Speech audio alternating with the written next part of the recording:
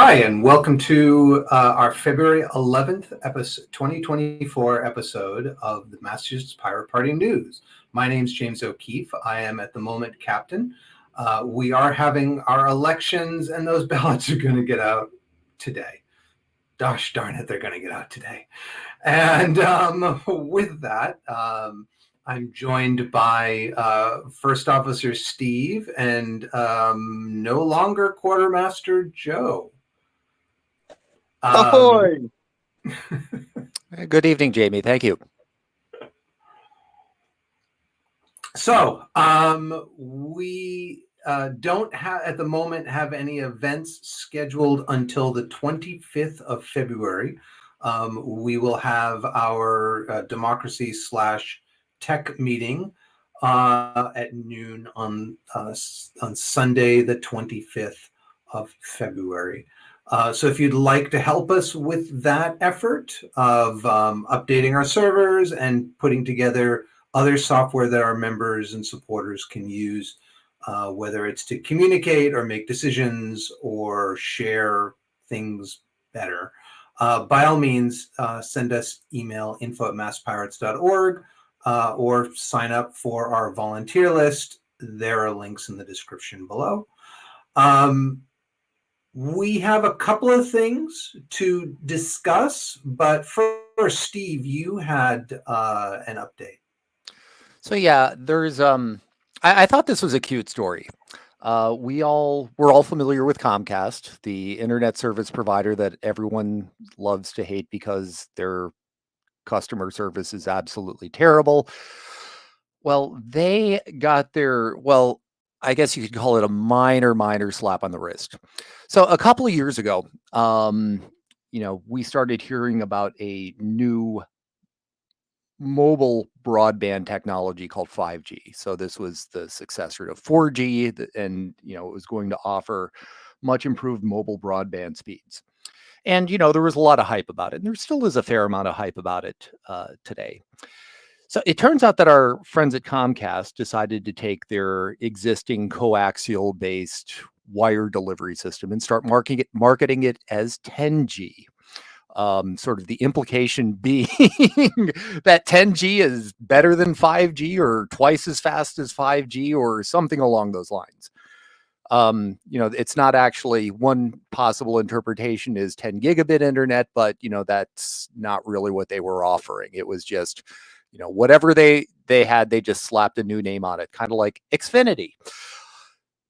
So there is a couple of mobile carriers like AT&T and T-Mobile complained to the National Advertising Review Board about this. And the National Advertising Review Board, now mind you, this is it's sort of a business agency. This is industry policing itself. They determined that, Comcast claims were not supported by any factual evidence, or the implication that, their 10G was twice as good as 5G. Although it seems weird to be comparing, coaxial versus wireless, but I digress. They decided. Wait, just interrupt. So, what is fiber? Like 1,000 G? I don't know. There's some multiplier there, and it's not in Comcast's general offering, at least for like home subscribers. But basically, the punishment was that they recommended that Comcast just stop using the term. I don't know if Comcast actually did or not, but this is at least a case of industry saying, that's kind of fishy. Not great, but better than nothing, I suppose. And I mean, Comcast, after again, there are several years where agencies that keep track of consumer satisfaction rated Comcast lowest of any industry, lower than the IRS. They are part of broadband providers in the United States are largely monopolistic. So in an area it's fairly common to have one carrier to choose from. I happen to live in an area where there are three, and that's, from what I've been able to tell, it's really unusual. This is the United States where, we pay a lot for broadband and we tend to get slower speeds than a lot of the rest of the developed world. Um, and again, it's, monopolies. They're trying to, they're doing what they can to preserve their, single provider foothold or small number of provider footholds. But there is a little bit of a silver lining here. And, municipal broadband, and I'm using that term, sort of as a broad category where, the broadband provider could be a municipality. It could be, a group of municipalities doing sort of regional network. It could be a cooperative. It could be a nonprofit. There are a few hundred of these in the United States. And since the pandemic started, since 2021, we've added something like 47 new ones. That's an increase of about 12% over 3 years. And most of this was, during the pandemic, broadband access became really, really important. For example, for allowing kids to attend classes. And a number of municipalities, stepped up, and, decided they could do something better than, what the commercial offerings were, and they succeeded. Chattanooga, for example, has a 25 gigabit fiber offering to residents of the city, and I hear it's quite popular. Locally, Concord, Massachusetts has its own broadband, and the people I know who live there and subscribe to it are also quite happy with the service. But I think it's, an example of where, you know, municipal broadband is one of those cases where net neutrality is important.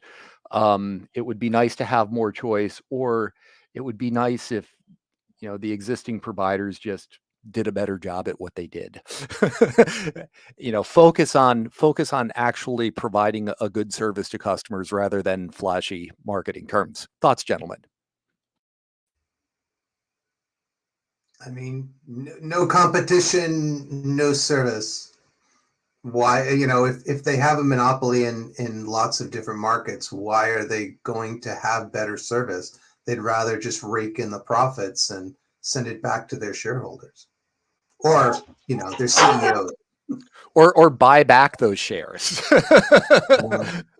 I don't know if Comcast has done that specifically, but in a number of industries, that's been kind of a thing. You buy your shares back and you can, keep your money rather than having to issue dividends. Yeah, Don't and then we to have top it off, anti? Sorry, go, Joe. I was just going to say, don't we have anti-monopoly laws? Isn't this what this is for? We do, but if they don't enforce them, I mean, there's been this whole thing. I think, thank you, freaking Bork, man. But not just Bork. There's a whole bunch of economists who are like, oh, really? It's more efficient just to have a monopoly. We don't need competition. It's like, Sherman Antitrust Act. Do you ever look that up, guys, and why we needed that?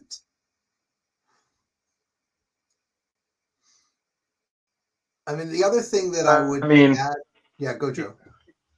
Here's how bad the situation is.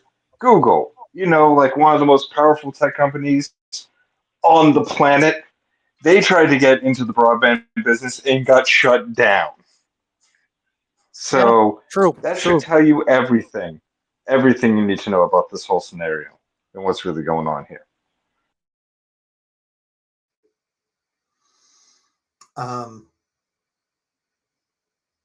I had a thought. Sorry, been a long day. So Joe, you wanted to talk about some preparation since we have. Well, we'll get into what's coming up on Tuesday, but you want to talk about preparing for, shall we say, yeah. But so I'm just going to go out and say that. So with all the craziness going on in the world, there's always that possibility that mutually assured destruction will actually happen and the big bombs will come, right? Well, not going full tinfoil or full prepper community tinfoil hat, you need to have 400 rounds of whatever going on. There's really a couple sites, and we're going to link them down below, that are really important. And how you need to. So, I'm sorry, I got my little girl right here be trying to get my attention. Um, so, to really go into it, the preparations aren't much different than what you would go through for a COVID episode. Um, and really, where it comes down to is being ready and prepared with enough supplies to weather the storm for 2 weeks. There's a link that I'm going to share. It's the Nuke Map, which kind of is a really fun interactive tool with all the major, most popular topics like Boston. And um, really, you can just see if a bomb goes off in your neighborhood, what the blast radius. Now, no amount of prepping is really going to save you if you're within the blast radius. Um, and that's just the morbid truth. Running down to your basement, if you're there, it won't really matter. Um, but the good news is if you're not in the immediate blast, your likelihood of surviving a nuclear event is actually pretty high. Um, Basically, you just have to stay away from the windows, try and stay into the center of your house, and have enough supplies where you can generally last about 2 weeks. Because within 2 weeks is the average of how quickly the radioactive fallout will kind of dissipate. Now, obviously, if it's in the blast radius itself, that's going to be much longer. And there are many other people out there that have gone really into depth with this. Your best option to do is to be prepared.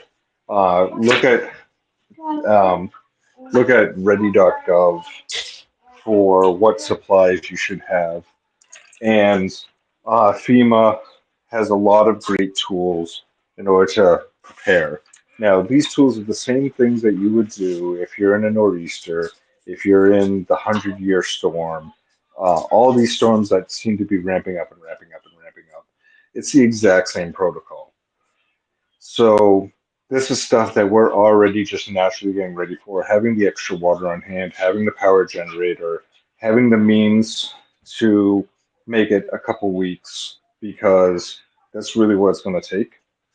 Um, Obviously, there's going to, in the event of a nuclear event, you're going to lose electronics. You're going to lose a lot from the EMP blast, but a lot of things like your refrigerator, your a lot of simpler electronics generally can be a little bit more robust. Um, so yes, we'll go back to the Stone Age, but the Stone Age isn't. We're really not that far from it. We won't necessarily have great computers and stuff like that, um, unless you just have that old dusty one in the background, ready to go. And then, of course, another tool that I wanted to share with everyone was windy.com, which, if you don't know what that is, it's a meteorologist site. It tells you which direction the wind is going. So, very useful tool if you know where the blast goes. You can know where that dust cloud is going to be following. So, gentlemen, what are your thoughts on this? The only way to win is not to play. Well, I appreciate the pointers to things like ready.gov and FEMA. In terms of you know disasters, weather is becoming a more frequent source. Like just this past week, there was a fairly significant atmospheric river that dumped a whole lot of moisture over California and caused significant flooding. Um, you know, Massachusetts is under a winter storm warning. We're supposed to get a foot of snow on Tuesday. But, I would rather be in that position than, say Mississippi or Louisiana, which are under tornado watches.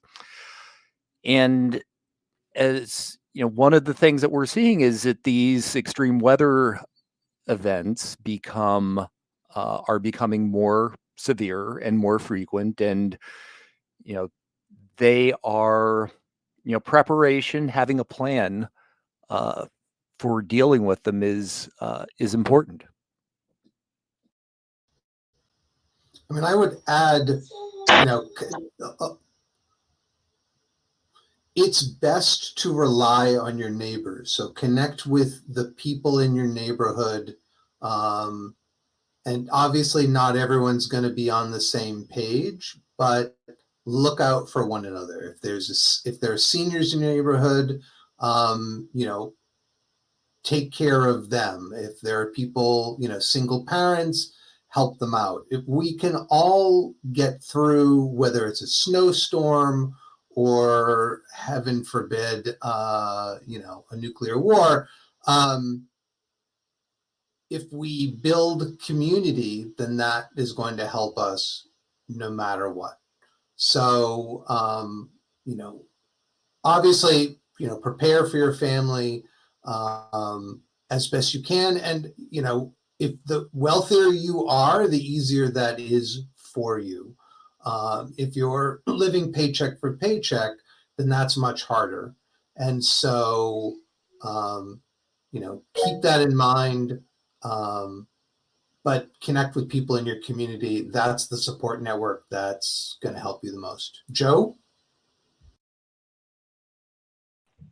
Well, just to add to that, it doesn't take a huge budget in order to start preparing for this.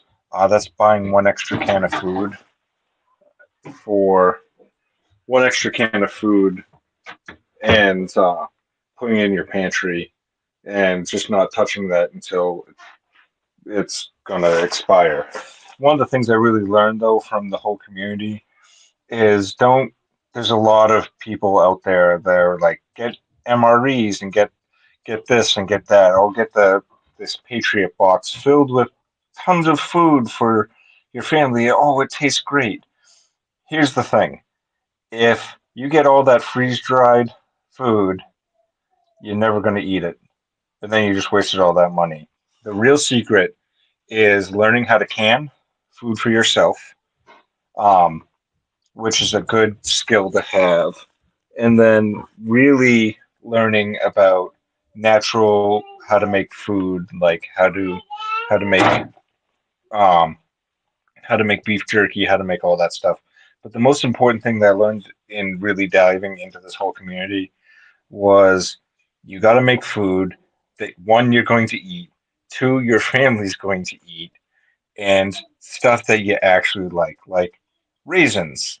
Mixing raisins into bread, fantastic. It's called raisin bread, and it is delicious. And my kids will eat that.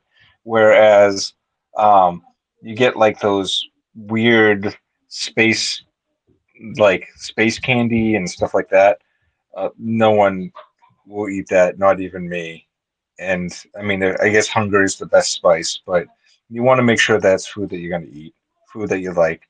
Um, there's a lot of videos from old time, a lot of YouTube videos about old time food preparation and storage, using pemmican, using lard, using stuff that from the 1920s. And a lot of those 1920s food, when things were scarce, things were hard, um, are exactly what you need to know in order to prepare for food. Canning is definitely a useful skill, and learning how to can is like one of the easiest things ever. And so that's one of those things where if you just buy a little extra, doesn't have to break your budget. Just having an extra can a week would be more than enough to eventually build up a stockpile. Where just like any New England household, you walk into any of our houses, we have extra pasta, we have extra sauce. You know,